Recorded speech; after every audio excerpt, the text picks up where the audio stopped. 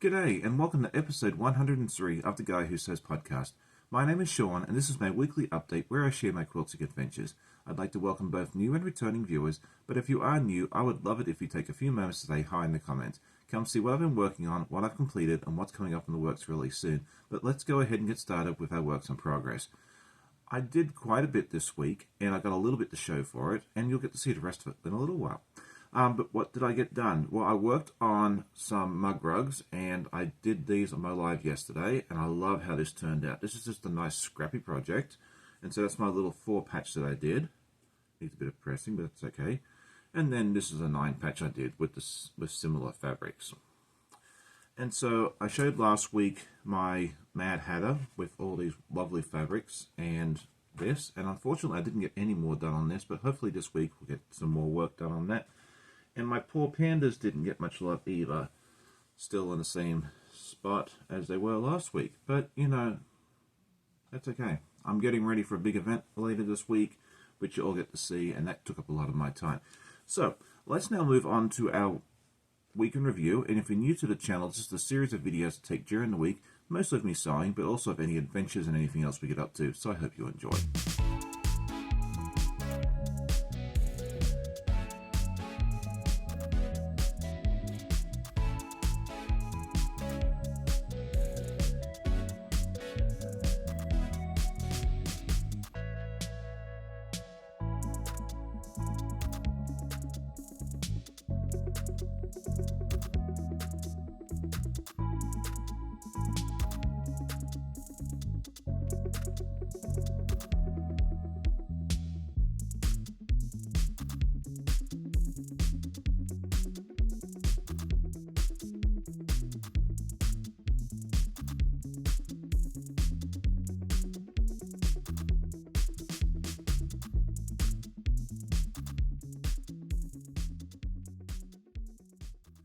Last week I asked everybody if they subscribed to any subscription boxes or had advents, and I loved reading all the responses. A few of you did subscribe or got some advent boxes, including the Roses Your Way cotton cuts or the Jenny's Countdown to Christmas and that sort of thing there, and some of you didn't. But this week I was curious, what is your favorite fabric line? Are you a Tula Pink fan? Do you like something else? And for me, I think the answer to this question would have to be the Kona Solids. I absolutely love that line. There's 360 some colors in that line, so I can get pretty much any shade I want. I do also love batiks and that sort of thing there, but if I had to pick a particular line, I'd have to say Kona Solids is it for me. Let me know what yours is in the comments. So now it is time for me to talk about my goals for this week, and I want to get some progress done on some of my whips. The first one would have to be my poor little panda. He has no arms, and that's just very sad. He needs arms, so I want to get that done. And then also put the Mad Hatter together. I mean, I've got his face so far, but I'd like to make this little pile of fabric in this tin, disappear into a beautiful block. And then I'd also like to get the winged monkey block done from the Sew Place Like Home, the Wizard of Oz theme so long that I've been doing for months. And finally get it done, because that's the last block I have to do except for the borders, and it'll be done. So I really would like to get that one done at some point this year as well. Let me know what your goals are for this week. And so next up is our questions and answers section. The first question comes in from my friend Janine Vincent, and she was asking about the steam press that you may see sitting behind me. What model is it, and do I recommend it? The one I have, the model does not exist anymore. They've upgraded it because I've had it for 5 or 6 years, but I believe the closest one now is the SF623, and I'll put a link to the Amazon store in the description below. But I've had it for a number of years, and I use it a lot for my t-shirt quilts, for putting the fusible interfacing on the back, and I find it takes so much less time. With an iron, it can take me 10 to 15 minutes to do one shirt. With this thing, it takes like maybe 90 seconds. And I also find it's really, really good for pressing yardage as well. So if you're planning on doing any sort of t-shirt quilts, or you want to press yardage in a very quick and efficient manner, I can't recommend these things highly enough. It's something I use all the time, and if that thing did break, I'd run out and get another one immediately.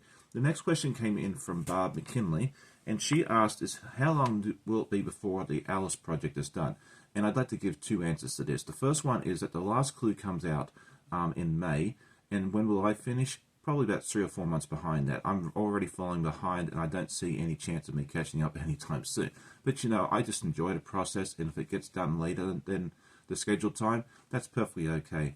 And she was also asking about having the boys here and then do we go out and do stuff that we normally wouldn't do, like the different museums and that sort of thing there. And absolutely, we have been to the Jamestown Museum, the Yorktown Museum every year now for the last 3 or 4 years. And it's not something we would necessarily do if we're here by ourselves. The Christmas lights and that sort of thing there, we probably would go to on a yearly basis regardless, because we do enjoy seeing the lights. So that is the questions and answers for this week. I always love hearing questions from you guys, so definitely put them into the comments or send me an email and I'll feature them on a future episode. And so now it is time for news and events, and I had quite a bit going on this week.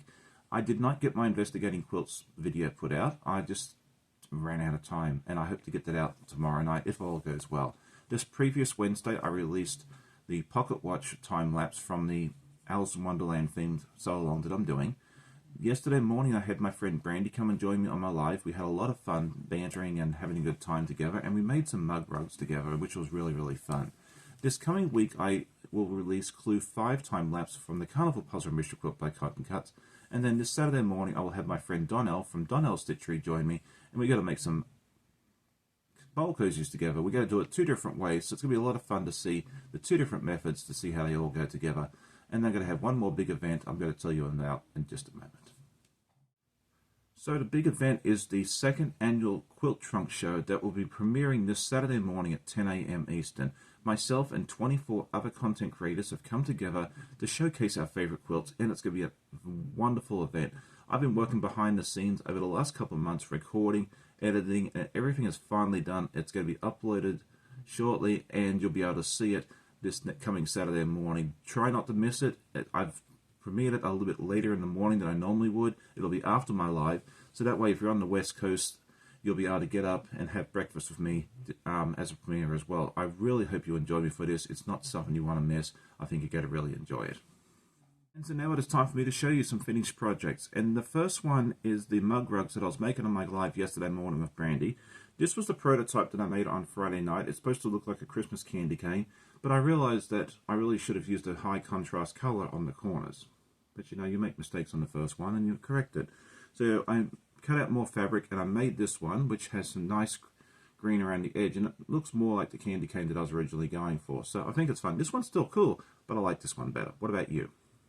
And then this was the next one I made. I'm actually going to send this one over to Brandy once I fix the little boo-boo here. It's like a little bit of, you know, thread bath, but that's okay.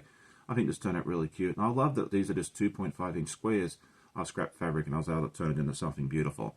The other thing I finished was Clue 5 of the Puzzle Mystery Quilt by Cotton Cuts in the Carnival Puzzle Mystery Quilt. I'll get it right in a minute. This is part of the block, and I have no clue how this is going to go together in the final block. Is there going to be a second one like this? Is this the centerpiece? Who knows? I have absolutely no idea how this one's going together. They've really stumped me on this one. And then this is the other block that's going to go together. There's 2 of these. So you'll actually get to see the time lapse of this going together this Wednesday evening as well. So I hope you enjoyed today's episode. If you did, please hit that like button. Tell a friend, and I always love hearing comments from my viewers. I read and respond to each one as quickly as I can. I read them a little quick and I respond sometimes, but I do definitely read and enjoy reading each one. So I hope you all have a great day, happy sewing, and we'll see you all next time for the next video. Happy holidays.